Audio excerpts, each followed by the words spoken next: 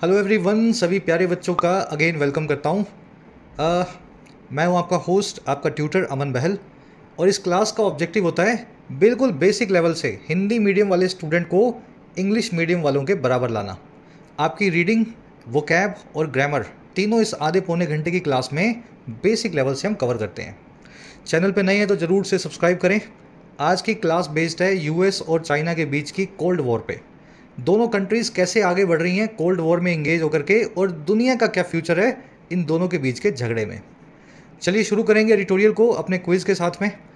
आप इस क्लास में जो भी सीखें, इस क्विज़ पे आपको क्लास के लास्ट में अप्लाई करना है। ठीक है, मैं आपको क्विज़ सॉल्व करवाऊंगा। 10 में से आपको 10 नंबर मिलें, ये आपका ऑब्जेक्टिव है। चलिए क्विज़ को बाद में देखेंगे, आइए लेक्चर को शुरू करते हैं।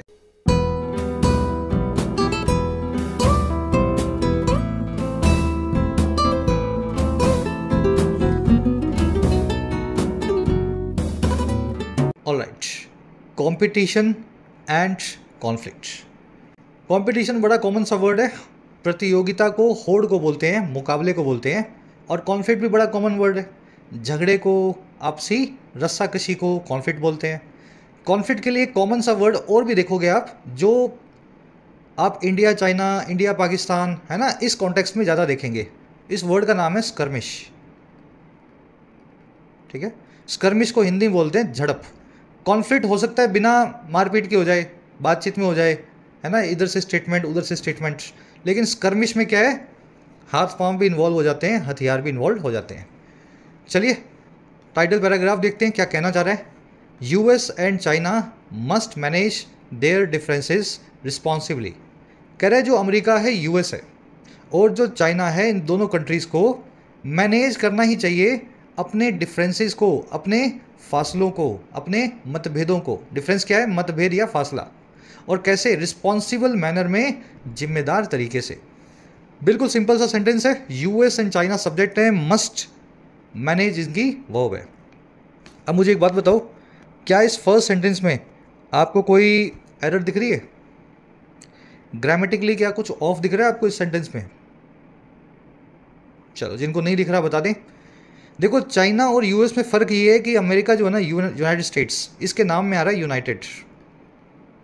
तो ऐसी हर एक कंट्री जिसके नाम में यूनाइटेड आता हो, या फिर उसके पीछे एस लगा हो नाम के पीछे, जैसे मॉलडीव्स, बहामास तो एक है ना, समझ गए ना, फिलीपींस, नेदरलैंड्स, ये सारी कंट्रीज़ जो अपने पीछे एस लेती हैं या फिर जिनके नाम में यूनाइटेड आता है, इन सभी कंट्रीज़ से पहले आप द का इस्तेमाल करते हैं, क्योंकि इनके नाम में प्लूरैलिटी है।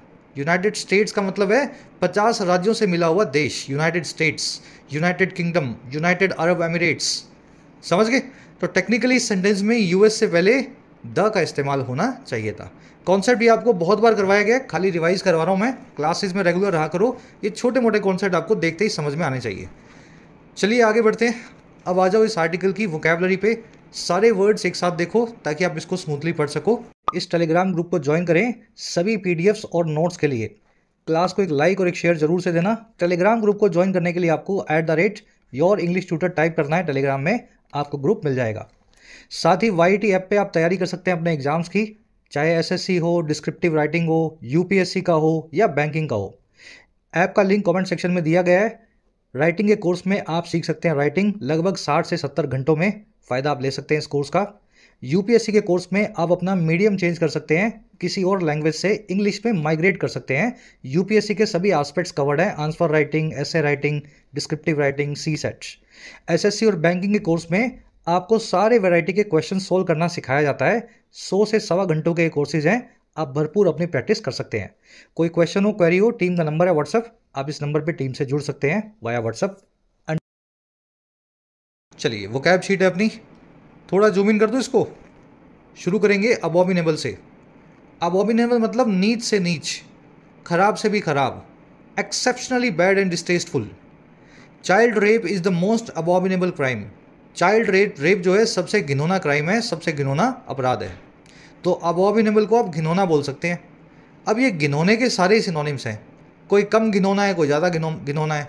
अबॉमिनेबल तो एकदम लिमिट वाला घिनौना होता है ना, उसके लिए बोलते हैं। बाकी जैसे हीनियस है, हीनस भी घिनौने के लिए यूज़ होता है। डिस्कस्टिंग में आपको घिनौनापन कम फील होता है, आपको है ना, बस मन खराब होता है आपका। रिपग्नेंट भी इसी तरीके का है।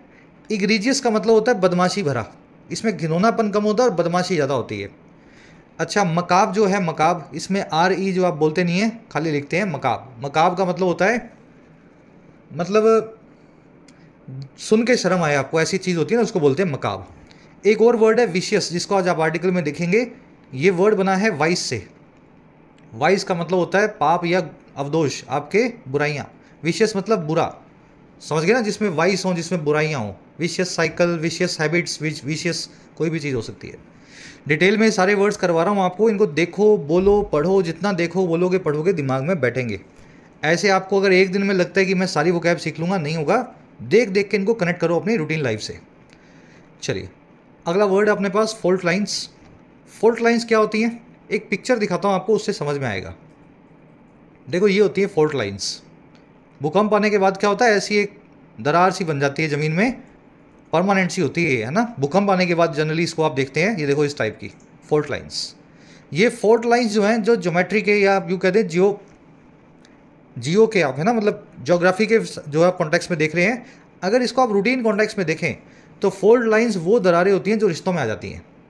ठीक है, दो आदमी थे, अच्छे दोस्त थे, लेकिन कुछ बात हो गई तो दोनों के बीच में एक दरार सी आ गई, फॉल्ट लाइंस। तो इस पिक्चर से अगर आप कनेक्ट करेंगे फॉल्ट लाइन, तो ये वर्ड आपको याद रहेगा। रिफ्ट या डिफरेंसेस भी बोल सकते हैं।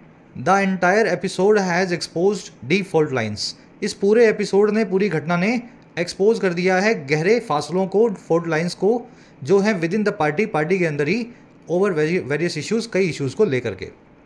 तो ये वर्ड आर्टिकल में आज आप देखेंगे। अगला वर्ड है हिपोक्रेसी। देखिए, हिपोक्रेसी होती है मगरमच्छ के आंसू बहाना, पाखंड करना। अंदर से आपको खुशी हो रही है, बाहर से आप रो रहे हो, या बाहर से आप खुशी दिखा रहे हो, अंदर से आपको गुस्सा आ रहा है। ये जब काम आप करते हैं, जब ड्यूअलिटी दिखाते हैं अपने नेचर में, यही कहलाती है हिपोक्रेसी। वर्ड बड़ा कॉमन है, लेकिन इसकी स्पेलिंग अगर आप ध्यान से नहीं देख रहे हो तो कभी लिख नहीं पाओगे। स्पेलिंग क्या है? HYPOCRISY, क्रीसी, क्रीसी, है ना। चलिए, the world has started calling out the USA's hypocrisy. पूरी दुनिया ने कॉल आउट करना शुरू कर दिया है अमेरिका के पाखंड को।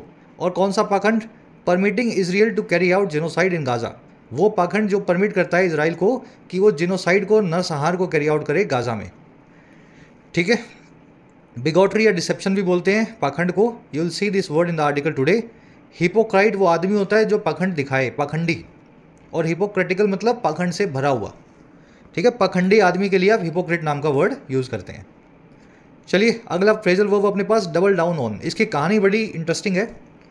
मान लीजिए आपने शर्त लगाई किसी से, ठीक है, शर्त लगाई, मान लो कोई भी लगा लो ना, कोई, आपको लगा कि इस बार बीजेपी की 350 सीट्स आएंगी। ठीक है, आपने शर्त लगा ली 1000 रुपये की। अब आपका दोस्त बोल रहा है 350 क्या, मेरे पास मुझे लगता है 250 भी नहीं आएंगी। अब आपको भरोसा है 300 आने का, 300 से 350, लेकिन दोस्त को भरोसा है 250 आएंगी। तो आपका भरोसा और मजबूत हो गया। अब समझ पा रहे हो? आपको लगता है 300 तो आएंगी आएंगी, 350 ना भी आए, तो आप क्या करेंगे? अपनी शर्त को डबल कर देंगे। चल 2000 की शर्त हुई। यही काम जब जुआरी करते हैं ना, जुआरी यानी जुआ खेलने वाले, गैम्बलर्स, वहीं से इस फ्रेजल वर्ब को बनाया गया, डबल डाउन ऑन समथिंग करना। जब आपको अपने पत्तों पे बड़ा भरोसा हो और आपको लगे कि ये बाजी मैं जीत सकता हूँ, तो अगर आप स्टेक्स डबल कर दें तो आप करते हैं डबल डाउन। और इसका रूटीन लाइफ में मतलब होता है किसी चीज़ में फर्म बिलीफ को दिखाना, स्टैंड को दिखाना, अपने कमिटमेंट को दिखाना। समझ गए? जुए से और जुआरी से फ्रेजल वर्ब को बनाया गया है। आपको मैंने कहानी समझा दी। India needs to double down on. India को ज़रूरत है और ज़्यादा कमिटमेंट दिखाने की, भरोसा दिखाने की। और किस पे? इट्स इकोनॉमिक प्लान्स, अपने इकोनॉमिक प्लान्स पे। और क्यों? To harness its democratic dividend, ताकि इंडिया हार्नेस कर सके, फ़ायदा ले सके अपनी यंग आबादी का, डेमोक्रेटिक डिविडेंड का। डेमोक्रेटिक डिविडेंड यानी काम करने वाले लोगों की आबादी, 25 से 35 के बीच के लोग। चलिए, ये फ्रेजल वर्ब आर्टिकल में देखेंगे। हमेशा इसके बाद ऑन लगता है जिस भी चीज़ पे आप जुआ खेलते हैं। लास्ट वर्ड अपने पास अंडरपिन। देखिए, underpin, undergird, bolster, shore up, prop up, corroborate, इन सभी वर्ड्स का एक ही मीनिंग है, किसी चीज़ को नीचे से सहारा देना कि वो गिर ना पाए। आपने कोई आर्गुमेंट रखी कोर्ट में, आपके सामने वाले वकील ने उस आर्गुमेंट को गिराने की कोशिश की, तो आप क्या करोगे? उस आर्गुमेंट के लिए एक प्रूफ लेकर के आओगे। वो जब प्रूफ दिखाओगे जज साहब को, तो अपनी आर्गुमेंट को आप कोरोबरेट या अंडरगर्ड करेंगे, अंडरपिन या बोल्स्टर करेंगे। ठीक है, किसी भी चीज़ को बने रहने के लिए जब आप नीचे से सहारा देते हैं वही कहलाता है ये सब जो है काम। The lawyer presented a witness to underpin his arguments. Lawyer साहब ने प्रेजेंट किया एक गवाह को अपनी आर्गूमेंट्स को अंडरपिन करने के लिए, सहारा देने के लिए, बनाए रखने के लिए। चलिए, ये 5 वर्ड्स हैं। बोल्स्टर आप आर्टिकल में आज देखेंगे। शोर अप और प्रॉप अप याद रखना फ्रेजल वर्ब्स हैं, आज के क्विज में मैंने आपसे पूछी हैं। थोड़ी सी वोकैब अच्छी है, कॉम्प्लिकेटेड अच्छे लेवल की वोकैब आज की। अब आ जाओ आर्टिकल पे। आर्टिकल सिंपल सी एक बात बोल रहा है कि अमेरिका चाइना के बीच में कोल्ड वॉर होकर के रहेगी। इनफैक्ट शुरू हो चुकी है, जो पहले यूएस और रशिया के बीच में या यूएसएसआर के बीच में हुआ करती थी। और आर्टिकल इस बात को भी अज्यूम कर रहा है कि दोनों के आइडियोलॉजिकल डिफरेंसेस कभी भी ख़त्म नहीं हो पाएंगे। अमेरिका अलग टाइप का हिपोक्रेट है, चाइना अलग टाइप का हिपोक्रेट है। दोनों के एक कम्युनिस्ट है और एक जो है कैपिटलिस्ट है। तो अब दोनों कर क्या सकते हैं? इन दोनों को, इन बातों को एक्सेप्ट करना होगा कंट्रीज़ को कि कोल्ड वॉर हम करेंगे और अपने आइडियोलॉजिकल डिफरेंसेस कभी सॉर्ट नहीं होंगे। तो इन बातों को एक्सेप्ट करके इन दोनों को एक ऐसा डिफेंस मैकेनिज्म बनाना होगा ताकि कभी ये दोनों आपस में लड़ ना पाएँ। कभी कभी ऐसा होता है ना, आप एक आदमी से समझ लेते हैं कि यार इससे मेरी नहीं बनेगी, मेरा पड़ोसी है लेकिन इससे मेरा दिल नहीं मिलता, तो आप क्या करते हैं? आप उससे सिर्फ एक राम राम ही रखते हैं, बस सुबह शाम मिल लिए, हंस लिए, देख लिए, बोल लिए, ज़्यादा कुछ व्यवहार नहीं रखते हैं। तो वैसा ही कुछ इन दोनों कंट्रीज़ को भी करना पड़ेगा, नहीं तो इन दोनों के बीच में जंग होना तय है। बस आज इसकी यही समरी है, सजेस्टिंग टोन है, दोनों के लिए सजेशन है भर भर के। चलिए आर्टिकल को शुरू करते हैं। कह रहे जी, US secretary of state Antony Blinken's marathon talks with top officials in China, which includes President Xi Jinping, have underscored the desire of the two countries to stabilize their relationship and the resultant challenges. कह रहे US के जो secretary of state हैं, या यूँ कह दें external affairs minister हैं, विदेश मंत्री हैं, सेक्रेटरी ऑफ स्टेट, नाम है इनका एंथनी ब्लिंकन। कह रहे इनकी जो मैराथन टॉक्स हैं, टॉक्स यानी बातचीत, मैराथन मतलब लंबी, 4 घंटे, 6 घंटे, 8 घंटे, जैसे मैराथन रेस चलती है ना 40 किलोमीटर की, हाफ मैराथन कितनी होती है। कह रहे वैसी जो टॉक्स हैं, और किसके साथ? टॉप ऑफिशियल्स के साथ, चाइना के बड़े अधिकारियों के साथ, जिसमें शामिल हैं प्रेसिडेंट चाइना के शी जिनपिंग। कह रहे इन टॉक्स ने ना अंडरस्कोर किया है, और किस चीज़ को अंडरस्कोर किया है? उस डिज़ायर को जो है दो कंट्रीज़ का। अंडरस्कोर करना यानी हाईलाइट करना, प्रकाश डालना। इसने रोशनी डाली है उस डिज़ायर पे, उस ख्वाहिश पे जो है इन दोनों ही कंट्रीज़ की, अमेरिका और चाइना की, कि वो स्टेबलाइज करें, कि वो स्थिर बनाएं, स्टेबल बनाएं अपने रिश्तों को, रिलेशनशिप को, और साथ ही उस रिलेशनशिप से निकलने वाले चैलेंजेस को भी, उन चुनौतियों को भी जो एज ए रिजल्ट इनके रिश्तों में निकलते हैं। समझ गए? इन बातों को देख करके यही लगता है कि दोनों कंट्रीज़ इंटरेस्टेड हैं कि कैसे एक वॉर को, कोल्ड वॉर को टाला जा सके, बातचीत करके दोनों का सोल्यूशन निकल सके। टॉक्स की वर्ब है अंडरस्कोर, हाईलाइट, एम्फसाइज, अंडरलाइन। इन सभी का मतलब ये होता है किसी चीज़ को हाईलाइट करके बताना, रोशनी डाल के बताना। तो इन बात से, इनकी आपसी बातचीत से हमें, हमारे सामने ये फैक्ट आया कि ये दोनों कंट्रीज़ मिल करके बात करना चाहती हैं, नहीं तो एक आदमी अकेला कब तक बात करेगा, है ना। तो टॉक्स हाईलाइट द डिज़ायर। विच की वर्ब है इंक्लूड्स, विच आए टॉप ऑफिशियल्स के लिए, जिसमें शामिल हैं प्रेसिडेंट शी जिनपिंग। और कुछ देखने वाला है। रिजल्टेंट का मतलब होता है जो एज ए रिजल्ट निकले, समझ गए ना, एज ए कॉन्सिक्वेंस निकले, नतीजन बोलते हैं इसको हिंदी में, रिजल्टेंट को। चलिए आगे बढ़ते हैं। एक वन वर्ड पूछ लेता हूँ आपसे मैं, यहीं पे बहुत बार बताया हुआ है। ऐसी टॉक्स, ऐसी बातचीत जो किसी झगड़े को सुलझाने के लिए की जाए, ऐसी बातचीत को क्या बोलते हैं? हिंट भी डाल रहा हूँ, बिस्किट का नाम भी आता है इसी बातचीत, इसी वर्ड पे एक बिस्किट भी आता है बाजार में। ठीक है, डालो कमेंट्स में। बीच बीच में थोड़ा दिमाग पे जोर देते रहोगे, वोकैब को बार बार रिवाइज करना है अपने को जितना हो सके। जिनको आता है कमेंट्स में डाल देना, और जिनको नहीं आता कमेंट्स में जाके पढ़ लेना।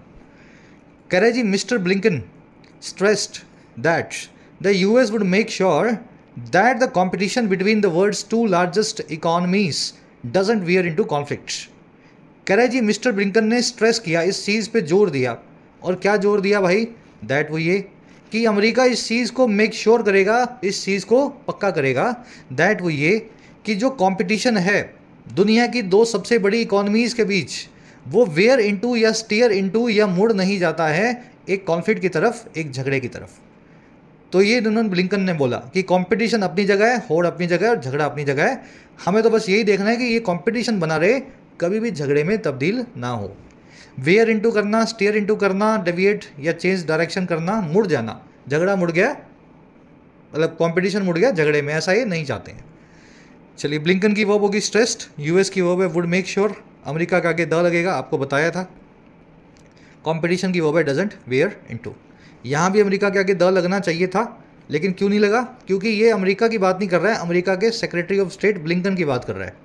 जब किसी आदमी का नाम और उससे पहले उसकी डेजिग्नेशन आ जाए, उस केस में उस आदमी से पहले आप द का इस्तेमाल नहीं करते हैं। अगर यहाँ पे सिर्फ लिखा होता US secretary of state Anthony Blinken ना लिखा होता तो फिर आपको द लगाना था।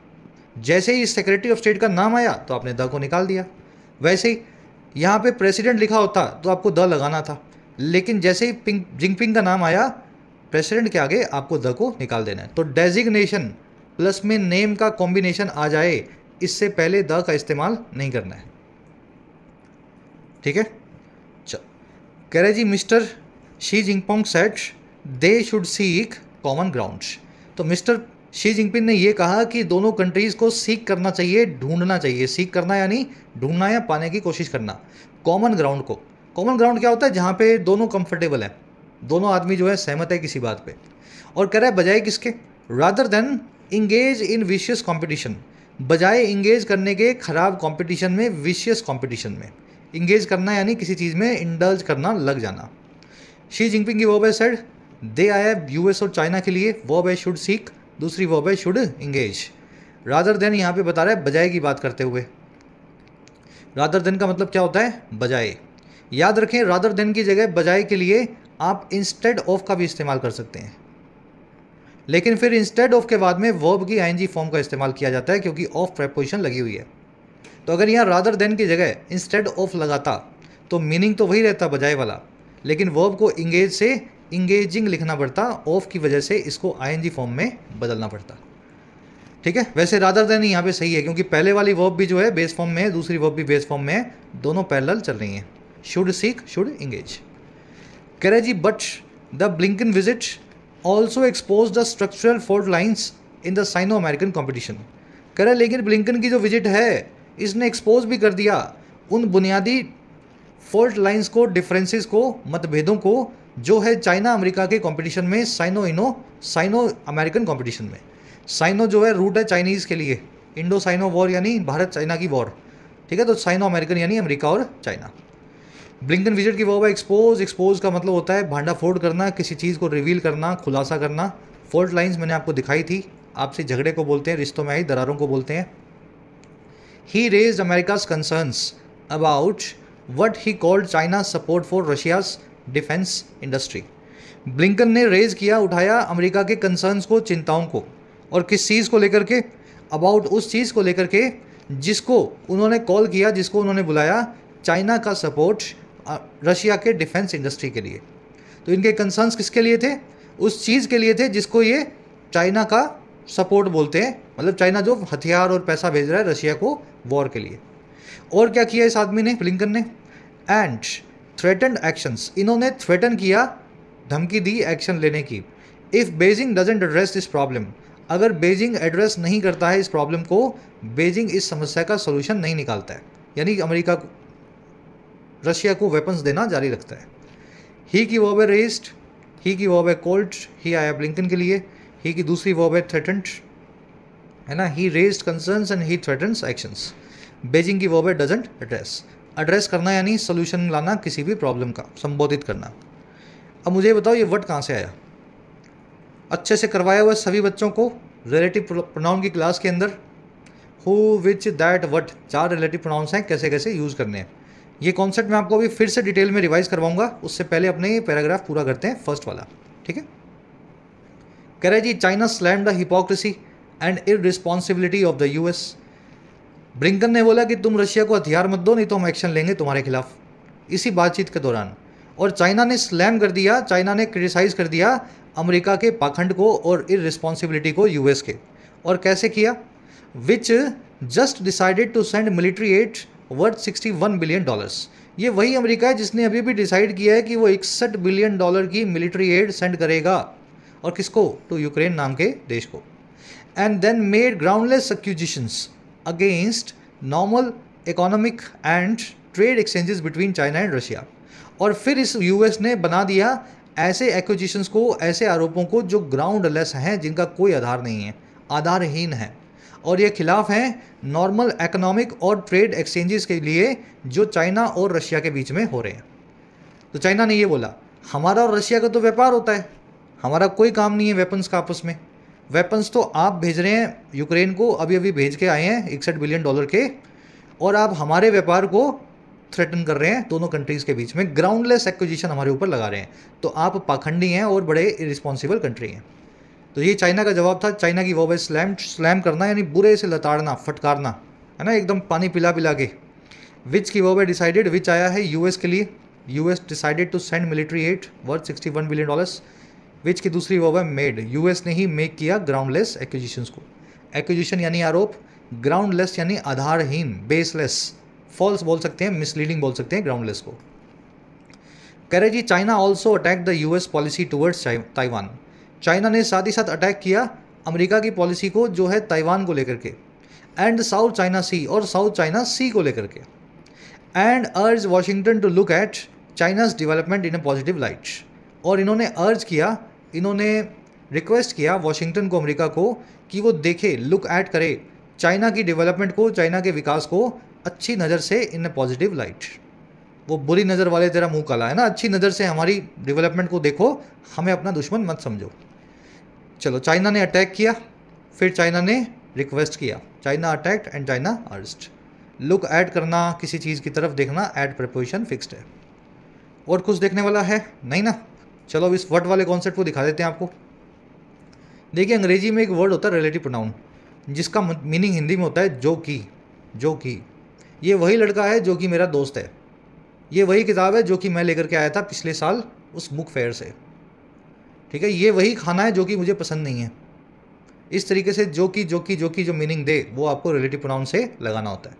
अब दिक्कत ये है कि रिलेटिव प्रोनाउन एक नहीं है, चार है, और ये चारों अलग अलग टाइप के जो कि के लिए आते हैं, और आपको सीखना है कब कौन सा लगेगा। एक है हु, एक है विच, एक है दैट, एक है व्हाट। आपको याद करना पड़ेगा चारों कब कब लगेंगे। अगर याद नहीं कर सकते तो ये कॉन्सेप्ट आपके लिए बेकार है। कुछ बच्चे होते हैं वो सुन लेते हैं, फिर बोलते हैं कि हम तो भूल गए सर। कैसे भूल गया? हु आएगा ह्यूमंस के लिए, प्रॉपर नाउन्स के लिए। आपका नाम, मेरा नाम, मोदी जी का नाम, राहुल गांधी का नाम, डोनाल्ड ट्रंप का नाम, बराक ओबामा का नाम, किसी भी आदमी का नाम जब भी आएगा, अगर उसके लिए जो कि लगाना है तो फिर आपको हु का इस्तेमाल करना है। विच आएगा ऐसी चीज़ों के लिए जो नॉन ह्यूमंस हैं लेकिन प्रॉपर नाउन्स हैं। कोई इमारत है, कोई जगह है ना, कोई कंट्री है, प्लेस है, कोई जानवर है, कुर्सी है, मेज है, मतलब ऐसी चीज़ जो प्रॉपर नाउन है, ठीक है, जिसका कुछ समझ गए ना, नाम है, कुछ ऐसा नहीं है, कुछ कॉमन नाउन्स के लिए नहीं, प्रॉपर नाउन्स के लिए, लेकिन नॉन ह्यूमंस होने चाहिए। दैट आएगा सभी नाउन्स के लिए जो कॉमन नाउन्स है, जो कोई पर्टिकुलर नाउन की आप बात नहीं कर रहे हैं। जैसे कुर्सी है ना, जैसे हीरा है, हीरा एक कॉमन नाउन है, diamond is a common noun, लेकिन कोहिनूर का हीरा एक प्रॉपर नाउन है।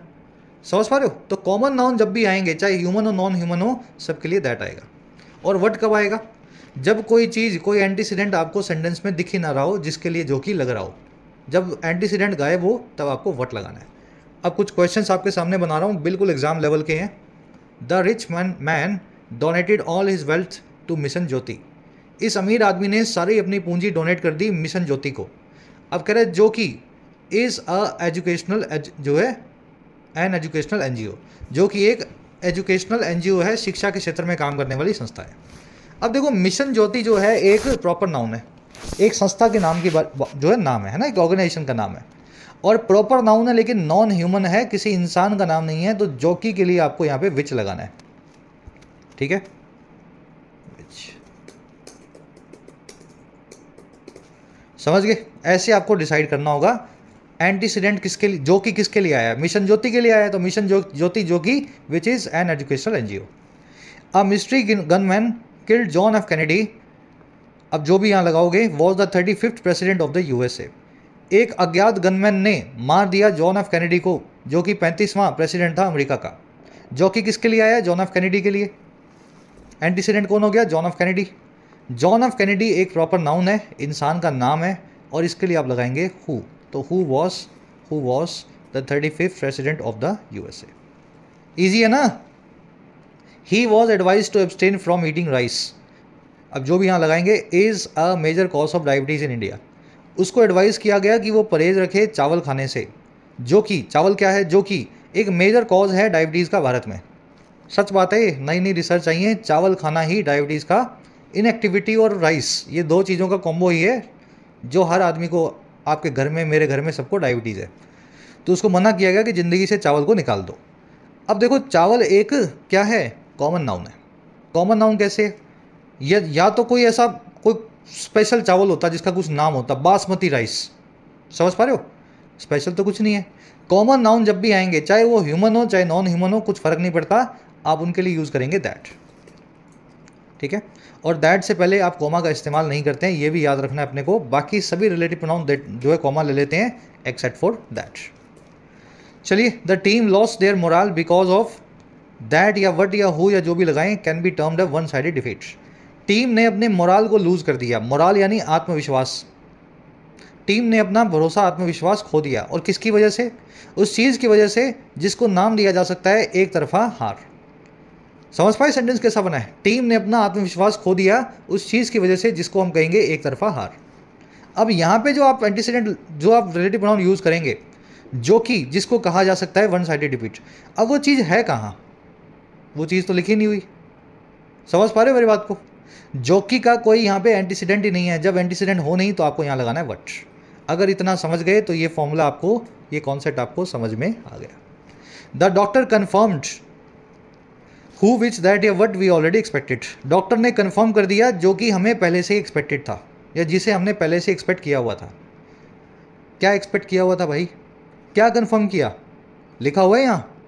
नहीं लिखा हुआ ना। डॉक्टर ने कन्फर्म किया डायबिटीज़ को, हार्ट डिसीज़ को, ब्लड प्रेशर को, कोई भी गंदी अच्छी बीमारी को, बीमारी का नाम नहीं लिखा हुआ।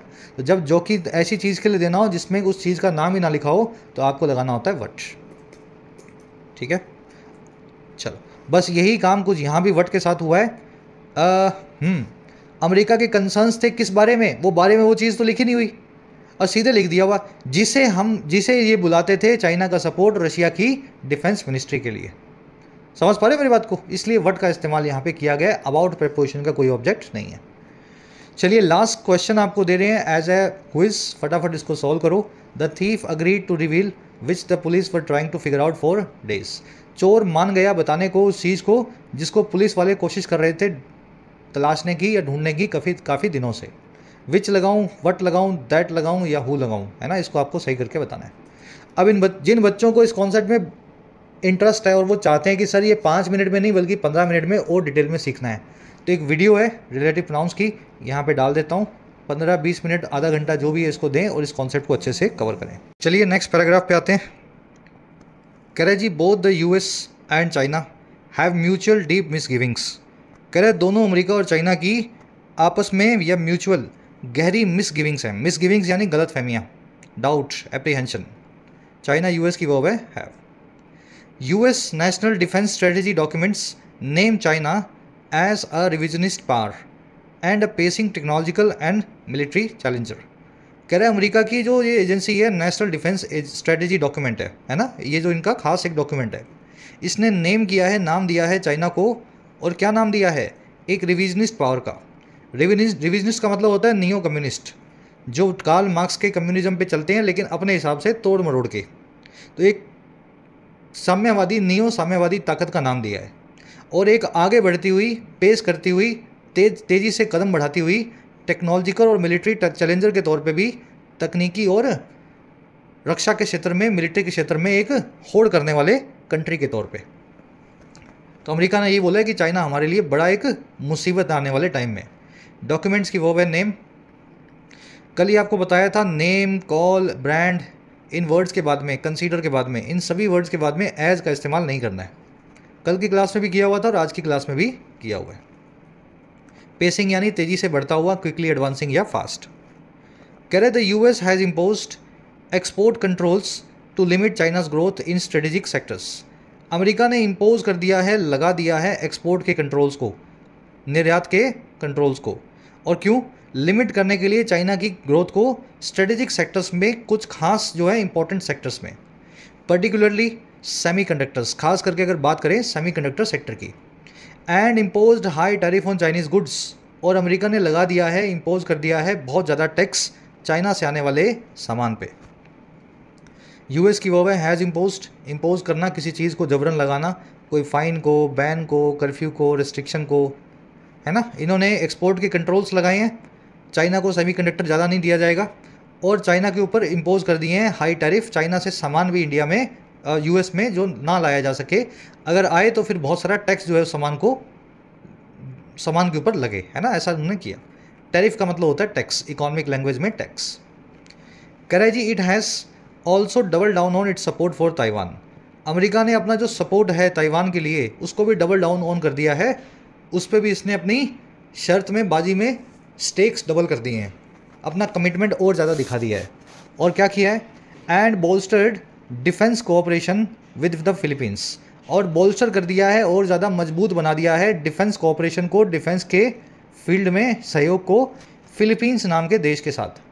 और ये कौन सा फिलीपींस है, which has disputes with China in the South China Sea, ये वही फिलीपींस है जिसके डिस्प्यूट्स हैं चाइना के साथ साउथ चाइना सी नाम के इस वाटर बॉडी में।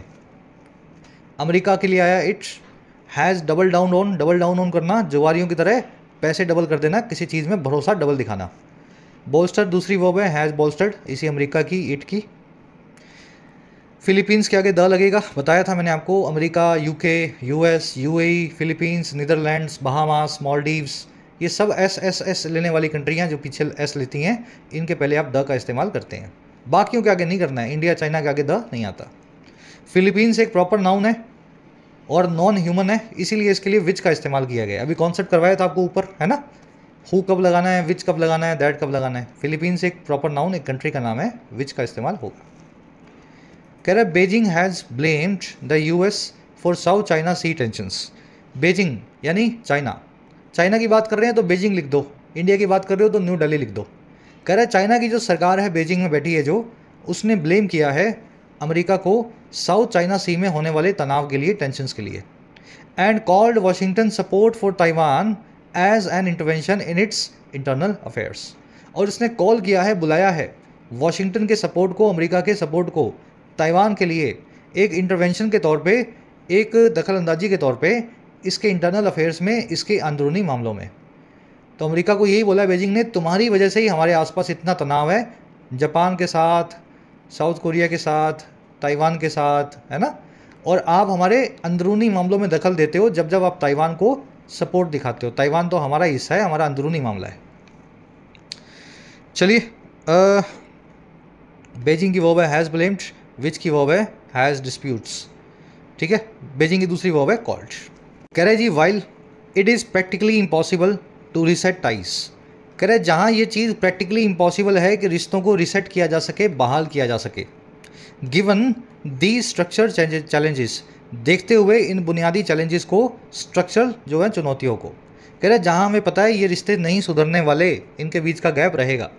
और वहीं पे हुआ क्या हुआ, ये there are areas of cooperation as well, काफ़ी एरियाज़ कोऑपरेशन के लिए भी इन दोनों कंट्रीज़ के बीच में है, जहाँ पे ये एक प्लेटफॉर्म पे आके बात कर सकती हैं। इट की वर्ब है इस, प्रैक्टिकली इम्पॉसिबल मतलब व्यवहारिक तौर पे असंभव। एरियाज़ की वर्ब है आर। देयर यानी एक एडवर्ब है, और जब भी देयर से क्लोज शुरू होगा तो वर्ब को सब्जेक्ट से पहले रखा जाएगा। There are areas, area subject है, वर्ब है इसकी आर। गिवन का मतलब होता है देखते हुए। अगर गिवन के बाद में सब्जेक्ट वर्ब का पेयर हो तो फिर आप गिवन को गिवन दैट में चेंज कर देते हैं, पता होगा ना आपको।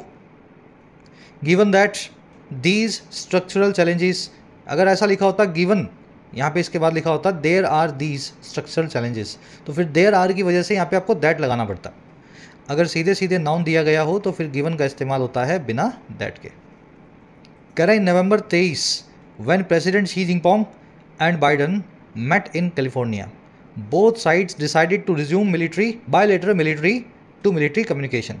नवंबर 23 में जब प्रेसिडेंट शी जिनपिंग और बाइडन मिले, और कहाँ मिले, कैलिफोर्निया में, तो दोनों ही पालों ने, दोनों ही साइड्स ने डिसाइड किया कि रिज्यूम करेंगे bilateral military to military communication को, दो तरफा जो है मिलिट्री की बातचीत को।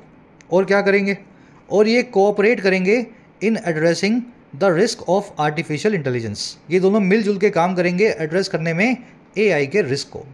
और क्या करेंगे, and launch efforts to control production of fentanyl, और ये लॉन्च करेंगे एफर्ट्स को ताकि फेंटनिल नाम के इस जहरीली ड्रग के प्रोडक्शन को रोका जा सके। ठीक है, नवंबर 23 में ये काम हो चुका है, इसलिए बाइडन और प्रेसिडेंट शी जिनपिंग की वर्ब है मेट, पास्ट में लिखी हुई है, वर्ब की सेकंड फॉर्म में, काम पास्ट में हो चुका है। बोथ साइड्स की वर्ब है डिसाइडेड। डिसाइड इन्होंने 3 कामों को किया। पहला काम था टू रिज्यूम, बहाल करेंगे बायलैटरल बातचीत को। दूसरा काम था टू कोऑपरेट, अब यहाँ टू लगा हुआ है, लिखा नहीं है इसने, एक बार लिख दिया, बार बार नहीं लिखेगा। दूसरा काम है टू कोऑपरेट, और तीसरा काम है they decided to launch. Fentanyl एक बहुत ख़राब ड्रग है, आप इसके बारे में देखना, इसको जॉम्बी ड्रग बोलते हैं। इसको लेकर के लोग जो है जॉम्बीज़ की तरह सड़कों पे घूमते हैं और आखिर में मारे ही जाते हैं, है ना। तो ये चाइना से बन के जाती है, बहुत सस्ती ड्रग है, और अमेरिका में ज़्यादातर स्टेट्स में ड्रग जो है यंग टीनेजर्स जो है खा रहे हैं, खा के मर रहे हैं। कैरेट tackling, climate change and global food security are also areas of cooperation. कह रहे जी टैकल करना क्लाइमेट चेंज को और ग्लोबल फूड सिक्योरिटी को, ये भी एरियाज ऑफ कोऑपरेशन है। इन एरियाज में भी कोऑपरेशन की ज़रूरत है दोनों कंट्रीज़ के लिए। A key lesson from the cold war is that if competition between superpowers turns ugly, it could affect the whole world through proxy conflicts. कह रहे एक की लेसन था, एक बहुत ही महत्वपूर्ण सबक था कोल्ड वॉर से, और वो ये था कि अगर कंपटीशन 2 सुपर पावर्स के बीच में टर्न हो जाता है, बदल जाता है अगली, बदल जाता है बहुत घिनौना, अगर कंपटीशन ज़्यादा बढ़ जाता है घिनौना हो जाता है, तो ये अफेक्ट कर सकता है दुनिया को प्रॉक्सी कॉन्फ्लिक्ट्स के जरिए। प्रॉक्सी कॉन्फ्लिक्ट्स क्या होते हैं? आपस में नहीं लड़ेंगे, मैं किसी और को उंगली लगाऊंगा, आप किसी और को उंगली लगाओगे और दोनों आपस में लड़ाओगे, है ना। जैसे वियतनाम, साउथ वियतनाम और नॉर्थ वियतनाम के होता था ना केस में, ईस्ट जर्मनी वेस्ट जर्मनी के केस में होता था, नॉर्थ कोरिया साउथ कोरिया। तो ये प्रॉक्सी कॉन्फ्लिक्ट करवाने लगती हैं सुपर पावर्स, सामने सामने ना लड़के बल्कि पीछे से लड़वाती हैं। एंड इकोनॉमिक वॉर्स, आर्थिक जंग होती हैं। एंड डिप्लोमेटिक क्राइसिस, डिप्लोमेटिक जो है बड़े बड़े विपत्तियाँ तूफान आपको दुनिया भर में देखने को मिलेंगी। की लेसन की वर्ब है इस, कंपटीशन की वर्ब है टर्न्स, अगर कंपटीशन बदल जाए अगली हो जाए। इट की वर्ब है कुड अफेक्ट, इट आया है कोल्ड वॉर के लिए। प्रॉक्सी यानी छुपा हुआ, प्रॉक्सी कॉन्फ्लिक्ट। क्राइसिस यहाँ पे प्लूरल है, आई एस लगा होता तो सिंगुलर होता, और ई एस लगाया तो प्लूरल है। Crisis, basis, axis, analysis, thesis, hypothesis, सारे वो नाउन्स याद करें अपने नोट्स में से देख के, जिनका सिंगुलर बनता है जो है आई एस से, और जिनका प्लूरल बनाने के लिए आप क्या करते हैं, आई को ई में बदल देते हैं। ठीक है, फर्स्ट कंडीशनल का इस्तेमाल हुआ है, कॉम्पिटिशन के साथ में वर्ब की फर्स्ट फॉर्म लगी है इफ़ कॉम्पिटिशन टर्न्स अगली, और इट के साथ में मॉडल वर्ब का इस्तेमाल हुआ है। पोस्टमार्टम किया करो पूरे सेंटेंस का, ताकि हर वर्ड हर एस्पेक्ट आप समझ पाओ। As the 2 most powerful countries they should stay away from repeating history. 2 सबसे ज़्यादा पावरफुल कंट्रीज़ के तौर पे इन दोनों कंट्रियों को स्टे अवे फ्रॉम करना होगा, दूर रहना होगा हिस्ट्री को रिपीट करने से, इतिहास को दोहराने से। स्टे अवे फ्रॉम करना, अवॉइड करना। Even if they are not able to resolve their ideological and geopolitical differences, they should build the guard rails.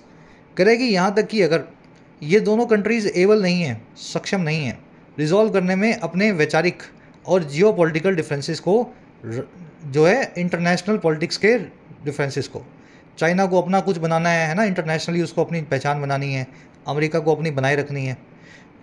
कह रहे चाहे ये कंट्रीज़ जो हैं आपस में एबल ना हो रिजॉल्व करने में अपने फासलों को, झगड़ों को, फिर भी उनको गार्ड रेल्स बनानी चाहिए। गार्ड रेल्स क्या होती हैं?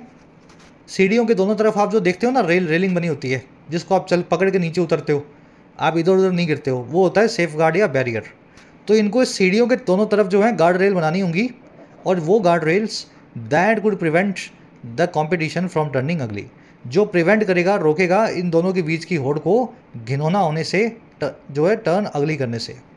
और क्या करना चाहिए इन दोनों को? ये काम तो करना ही है।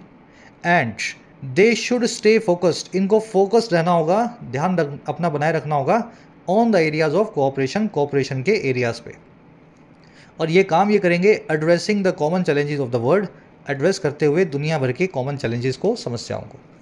तो अगर इस समस्याओं पे ध्यान दें तो अपने आप ही इनका दोस्ती सुलह हो जाएगा। ये जब एक दूसरे पे ध्यान देते हैं, एक दूसरे से जलते हैं, लड़ते हैं, तभी ये कोल्ड वॉर की जो है सिचुएशन सामने आती है।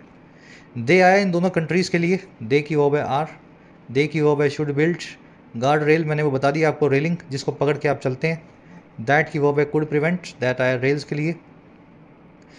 दे की दूसरी वर्ब है दे शुड स्टे अवे फ्रॉम, या दे शुड जो है स्टे फोकस्ड ऑन, है ना, उनको फोकस्ड रहना चाहिए। एड्रेसिंग यहाँ पे प्रेजेंट पार्टिसिपल साइमल्टेनियस सेक्शन है। जब ये बिल्ड करेंगे और फोकस्ड होंगे तब ये एड्रेस कर रहे होंगे कॉमन चैलेंजेस को। चलिए रैप अप करें क्लास को। आर्टिकल थोड़ा सा लंबा हो गया आज का, जल्दी से अपने क्विज पे आ जाओ। फर्स्ट क्वेश्चन पूछ रहा है जी, क्या लेसन मिला है हमें कोल्ड वॉर से? कोल्ड वॉर से इकोनॉमिक प्रॉस्पेरिटी आती है, आर्थिक समृद्धि आती है, सुपर पावर कंपटीशन को इनकरेज किया जाना चाहिए, सुपर पावर कंपटीशन के पूरी दुनिया में परिणाम निकलते हैं, रेपरकशंस होते हैं, या सुपर पावर का कंपटीशन जो है अनअवॉइडेबल है, जिसको नहीं रोका जा सकता। तो चारों में से बड़ा इजी क्वेश्चन है प्रीलिम्स लेवल का, मतलब देखते ही सही होने वाला। मतलब ये गलत हो जाए तो अपना कान खुद मरोड़ लेना आज, है ना। फर्स्ट कमेंट में इसका आंसर डाल दिया मैंने, वहाँ से चेक करो। इस आर्टिकल की थीम क्या है? अगर एक सेंटेंस में इस आर्टिकल को 10वीं क्लास के बच्चे को बताना हो या 15 साल के बच्चे को, लड़के को लड़की को समझाना हो, तो वो एक सेंटेंस कौन सा होगा? एक बार खुद से ट्राई दो इन दोनों सेंटेंसेस को, दोनों क्वेश्चंस को, फिर मैं आपको करवा भी देता हूँ। पॉज कर लेना यहाँ पे। देखो फर्स्ट में आपका आंसर होगा सी। जब भी कोल्ड वॉर होती है, सुपर पावर के बीच में कंपटीशन होता है, तो प्रॉक्सी वॉर होती हैं, इकोनॉमिक रेपरकशंस होते हैं, दुनिया भर का जीना हराम हो जाता है ना। कभी अमेरिका, कभी रशिया, कभी यूएसएसआर, है ना, कभी अफगानिस्तान, कभी वियतनाम, कभी क्यूबा, क्या क्या नहीं हुआ इन दोनों के बीच में। तो ये सारी दुनिया को झेलना पड़ता है इन दोनों का तमाशा। तो सी आंसर है हमारा फर्स्ट में। बाकी सब चीज़ें ठीक है, ये बी तो गलत ही है और ए तो वैसे भी गलत है और डी अनअवॉइडेबल है, ये सही है, लेकिन इसका कुछ लेसन हमें ये नहीं मिला। लेसन हमें यही मिला कि इससे हमारा नुकसान होता है। सेकंड में हमारा जो सेंट्रल थीम या आइडिया है, वो आइडिया ये है डी, अनरिजॉल्वेबल डिफरेंसेस के साथ में इन दोनों कंट्रीज़ को सेफ गार्ड बनाने होंगे, गार्ड रेल बनानी होंगी, ताकि डायरेक्ट इनडायरेक्ट कॉन्फ्लिक्ट में ये इंगेज ना हो। बस ये इस आर्टिकल की सेंट्रल आइडिया है। बीच के क्वेश्चंस खुद से आपको सॉल्व करने हैं। डबल डाउन ऑन करना, जुवारी की तरह, शोर अप करना, प्रॉप अप करना, अंडरगर्ड करना, याद है ना। इग्रीजियस वर्ड का सिनोनिम आपसे पूछा है, मीनिंग पूछा है, और हिपोक्रेसी की करेक्ट स्पेलिंग आपको बतानी है। ठीक है, आंसर फर्स्ट कमेंट में डाल दिए, वहाँ से चेक करें। लास्ट में 4 एरर्स मिलेंगी। पहली मिलेगी इस गिवन नाम के वर्ड के आसपास, दूसरी मिलेगी एनालिसिस वर्ड के आसपास, तीसरी आपको मिल सकती है मॉलडीव्स के आसपास, और चौथी आपको मिलेगी इस वट नाम के रिलेटिव प्रोनाउन के आसपास। फर्स्ट कमेंट में आंसर अगेन डाल दिए गए हैं, जाके चेक करो। आउट ऑफ 10 कितने मार्क्स मिले ज़रूर से बताना। क्लास कैसी लगी वो बच्चे बताया करो जो लास्ट तक देखते हैं, पूरी देखने वाले। ठीक है, इंटरेस्टिंग लगी हो तो PDI लिख दिया करो, इंटरेस्टिंग ना लगी हो तो खाली PD लिख दिया करो। सर पूरी देखी लेकिन उतनी इंटरेस्टिंग नहीं थी। आपके इंटरेस्ट के बेस पे ही हम एडिटोरियल्स को, आर्टिकल्स को लाने की कोशिश करते हैं। अंटिल देन, कल आपसे लेंगे मुलाकात कल की क्लास में। जिन बच्चों को कोर्सेज की ज़रूरत है, एक्स्ट्रा क्लासेस की ज़रूरत है, you can take the benefits of the courses. Application को डाउनलोड करें, YT ऐप को। आपको राइटिंग का, SSC का और बैंकिंग का, इनफैक्ट UPSC का भी कोर्स मिल जाएगा। अफोर्डेबल कोर्सेज हैं, मेहनत करना चाहते हैं तो ऐप को डाउनलोड करें, कमेंट सेक्शन में लिंक रखा गया है, you can take the benefits. चलिए।